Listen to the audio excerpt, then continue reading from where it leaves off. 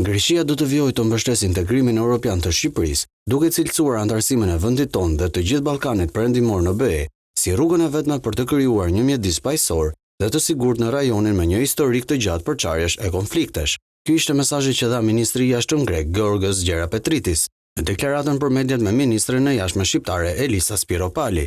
Deklaratat e dy krye diplomatëve ishin të kujdesshme dhe të maturuara, ku Athina përsëriti me tone më të zbutura kërkesën për të drejtat pronësore të minoritetit grek në Shqipëri dhe Shqipëria me gjuhë diplomatike ngriti si problematikën e shfrytëzimit të ligjit të negociatave për çështjen e detit dhe atyre për njojën e pensioneve. Tre shqetësimet u përcollën nga ministrja Elisa Spiropali në deklaratën që pasoi takimin kokë me kokë me Gjerapetritin. Spiropali tha se mbajtja në fuqi e ligjit të luftës nuk pasqyron realitetin e marrëdhënieve mes dy vendeve dhe kërkoi një marrëveshje për pensionet, duke cituar si shembull suksesi ujdinë e arritur me Italinë në vitin 2024. Për të dyja këto çështje, qëndrimi i Shqipërisë ndaj Greqisë ka qenë koherent. Ajo që më sa duket ka ndryshuar në Tiranë është qëndrimi për çështjen e detit. Spiropali tha se Shqipëria është e hapur për dialog konstruktiv dhe respekti për të drejtën ndërkombëtare, por pa përmendur adresimin e çështjes në gjykatën e drejtësisë në Hag, ashtu si kundër kërkon Greqia prej 20 nëntorit të vitit 2020. Atëherë dakordësia për të çuar çështjen në Hag